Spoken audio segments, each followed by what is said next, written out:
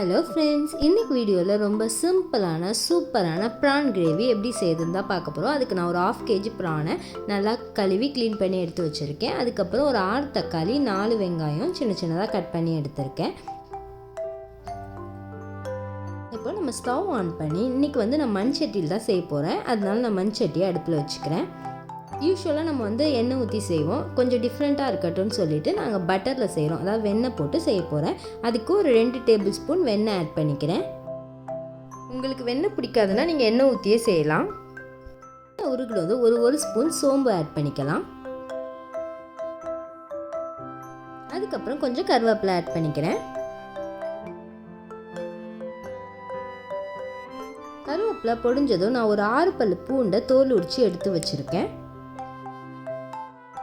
அதையும் ஆட் பண்ணிக்கலாம்.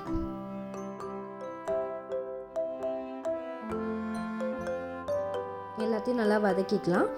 பூண்டு லைட்டாக கலர் சேஞ்ச் ஆகணும். லைட்டாக கலர் சேஞ்ச் ஆயிடுச்சு. நம்ம இப்போ கட் பண்ணி வச்சிருக்கிற வெங்காயத்தை ஆட் பண்ணிக்கலாம்.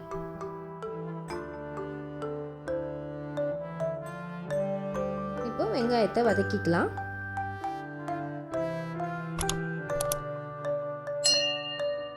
இப்போ வெங்காயம் ஓரளவு வதங்கிருச்சு. நம்ம கட் பண்ணி வச்சுருந்த தக்காளியை ஆட் பண்ணிக்கலாம்.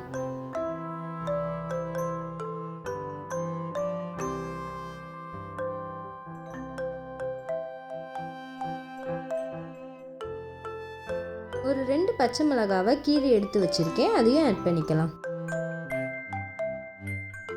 இப்போ வெங்காயம் தக்காளியும் நல்லா வதங்கணும். நல்லா மிக்ஸ் பண்ணி விட்டுக்கலாம்.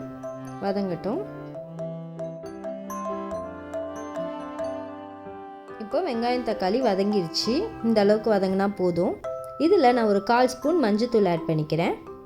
அதுக்கப்புறம் 2 ஸ்பூன் சில்லி பவுடர், தனி மிளகாத்தூள் ஆட் பண்ணிக்கிறேன். எல்லாத்தையும் ஆட் பண்ணி நல்லா மிக்ஸ் பண்ணி விட்டுக்கலாம்.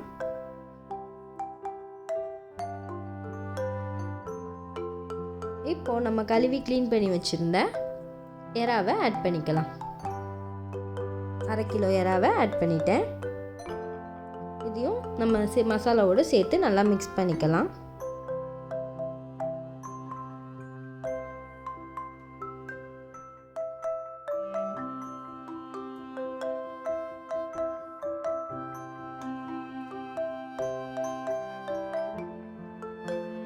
இதில் நான் எக்ஸ்ட்ராவாக இன்னும் கொஞ்சம் குழம்பு மிளகாத்தூள் ஆட் பண்ணுறேன். உங்களுக்கு ஒரு வேளை குழம்பு மிளகாத்தூள் வேண்டான்னா நீங்கள் எக்ஸ்ட்ராவாக இன்னொரு ஸ்பூன் சில்லி பவுடரே ஆட் பண்ணிக்கலாம்.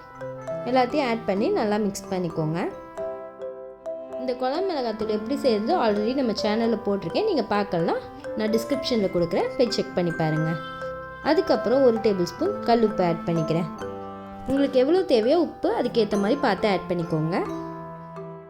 எல்லாத்தையும் நல்லா மிக்ஸ் பண்ணிக்கலாம். இது நான் கிரேவி மாதிரி செய்ய போகிறேன். அதனால கொஞ்சமாக தண்ணி ஆட் பண்ணிக்கிறேன். ஒரு சின்ன கப்புக்கு 1 கப் தண்ணி ஆட் பண்ணிக்கிறேன்.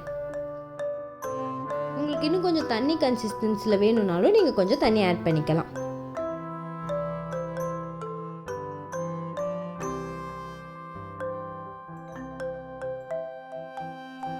இப்போ இதெல்லாம் மசாலாவோட நல்லா பிளெண்ட் ஆகணும், வேகணும். ஸோ ஒரு 5 மினிட்ஸ் தட்டு போட்டு மூடி வச்சுக்கலாம். ஒரு 5 மினிட்ஸ் கழிச்சு ஓப்பன் பண்ணி மிக்ஸ் பண்ணி விடுங்க. நல்லா கிரேவி கொதி வந்துருச்சு. இப்போ இதை மிக்ஸ் பண்ணி விட்டுக்கலாம். எப்போவுமே நம்ம மூடி வச்ச உடனே அப்படியே விட்டுறக்கூடாது. கொஞ்சம் ஓப்பன் பண்ணி மிக்ஸ் பண்ணி விடணும். இல்லைனா அடியில் பிடிச்சிடும். அதனால ஒரு 5 மினிட்ஸ் கழித்து ஓப்பன் பண்ணி மிக்ஸ் பண்ணி விட்டு திரும்பி க்ளோஸ் பண்ணி வச்சுக்கிறேன். இப்போது இது ஒரு கிரேவி கன்சிஸ்டன்சிக்கு நல்லா திக்காக வரதுக்காக 1 ஸ்பூன் கோதுமை மாவை நான் தண்ணி ஊற்றி நல்லா மிக்ஸ் பண்ணி வச்சுக்கிறேன். இது ஆப்ஷனல் தான். ஒரு கிரேவி திக் கன்சிஸ்டன்சி வரதுக்காக இது செய்கிறோம். உங்களுக்கு ஒரு வேளை இது போட பிடிக்கல அப்படின்னா நீங்கள் ஸ்கிப் பண்ணிடலாம். ஒன்றும் ப்ராப்ளம் கிடையாது. டேஸ்ட்லலாம் எந்த சேஞ்சஸும் வராது. நல்லா மிக்ஸ் பண்ணி வச்சுக்கிறேன், கட்டி கட்டியாக இல்லாமல்.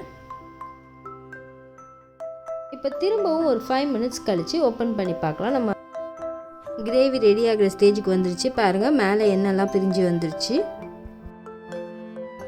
இப்போது நம்ம கலக்கி வச்சுருந்தா அந்த கோதுமை மாவை ஆட் பண்ணிக்கலாம். இது அந்த கிரேவி இன்னும் கொஞ்சம் நல்லா கன்சிஸ்டன்சி திக்காக நல்லாயிருக்கும்.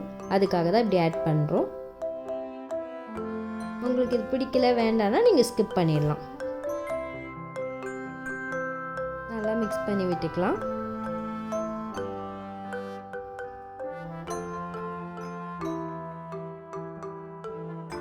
லாஸ்ட்டில் கொஞ்சமாக கொத்தமல்லி தூவிக்கிறேன்.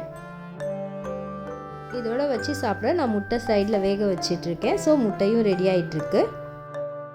கொத்தமல்லி தூவி ஸ்டவ்வை ஆஃப் பண்ணிக்கலாம். இதை நான் ரைஸோடு வச்சு சாப்பிட போகிறோம். ரைஸில் போட்டு பிசைஞ்சு ஒரு வேளை நீங்கள் இதை கூட்டாக வச்சு சாப்பிட்ணுன்னா கூட ரசம் வச்சு அந்த மாதிரி குழம்பு வச்சு கூட சாப்பிட்லாம். ரொம்ப சூப்பர் காம்பினேஷனாக இருக்கும். கண்டிப்பாக ட்ரை பண்ணி பாருங்கள்.